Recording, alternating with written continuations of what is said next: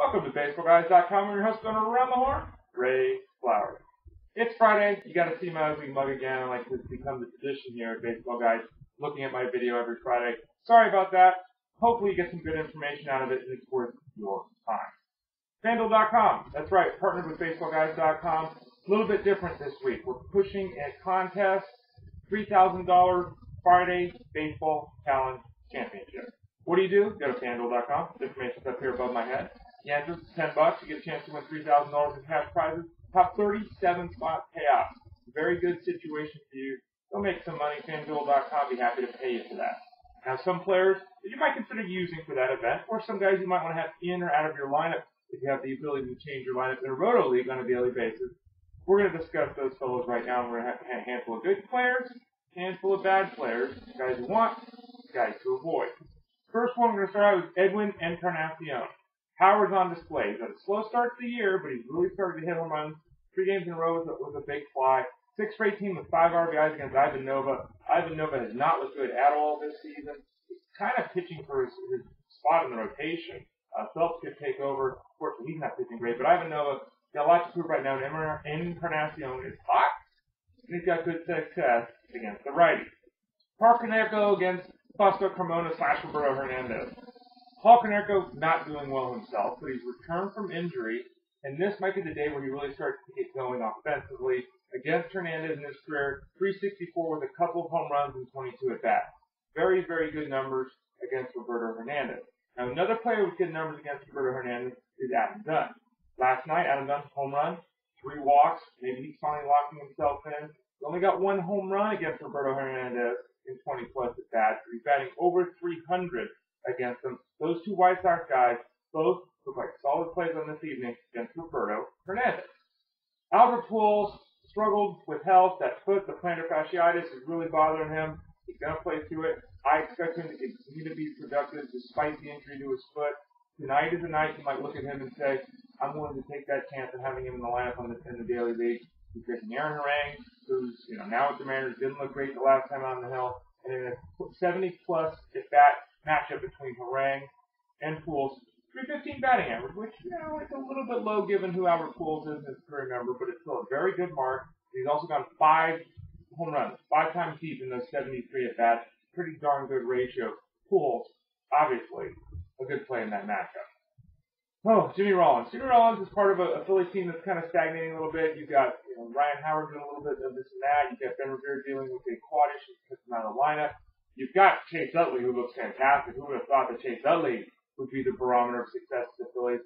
And Jimmy Rollins is another important piece. He's now batting at the top of the order with Revere being dropped in the order when he does play. 7 for 11 off Dylan G. A 636 batting average for Jimmy Rollins. I don't really need to say much more than that, do I? Dustin Ackley hitting .231 in the season. And that's actually an improvement if you're Dustin Ackley. Why am I mentioning Dustin Ackley? You got to notice this, but all of a sudden, Dustin Ackley is actually hot. He's got 9 hits in his last 22 at-bats, a 409 batting average. He's also batting, or got his 5th at least in the order last night. He's moved up in that Mariners order because of the success he's had. Hey, I know. Dustin Ackley hasn't been good. He is hot. He faced C.J. Wilson, who only has 3 hits and 15 at-bats against today. Makes him a rough play, but if you believe in a trend developing, maybe you go with Dustin Ackley. Those of you in Roto League, pick him up now. You get plaque.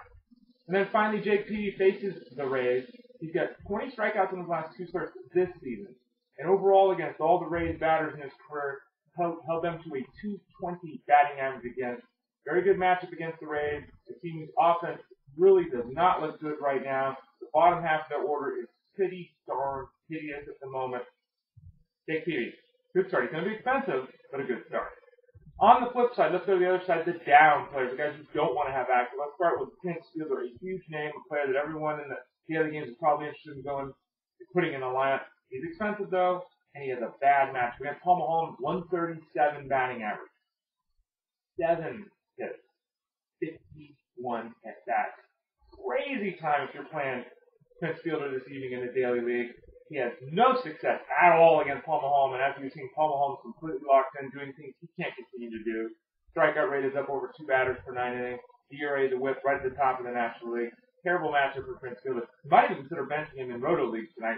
Hard to do that, I know, but you might look elsewhere because he's not setting up well for Prince Fielder. Dustin Pedroia against Eric Bedard. Sounds great on paper. Lefty versus righty. All-star versus also-ran.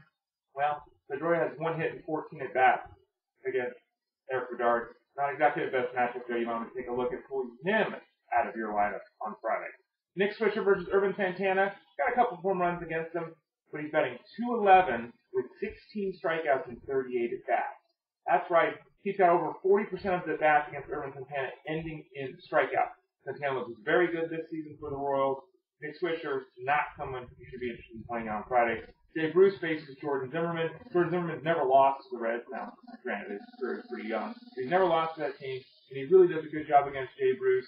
Jay Bruce, 1 hit and 11 at-bats against Jordan Zimmerman. Michael Kadire against Brandon McCarthy. 3 hits, 20 at-bats, 150 batting average. Brandon McCarthy's not good. Michael Kadire's looked pretty good, but that matchup is not one that has had a lot of success coming the hitter's way. It's from Brandon McCarthy to attack Kadire's number. And then finally on the hill, Anibal Sanchez faces the Braves. He looked really good this season. He's looked really bad against the Braves the last couple of seasons since the start of 2011. 0-4 with an ERA over 9.3. Difficult to trust Anibal Sanchez in that matchup, especially with all the hitters that the Braves can roll out there. I'm Ray Flowers, BaseballGuys.com. Thanks for joining me on Around the Horn. Don't forget to visit FanDuel.com. Get into that $3,000 Friday Fantasy Championship. I will talk to you all again soon. Have a great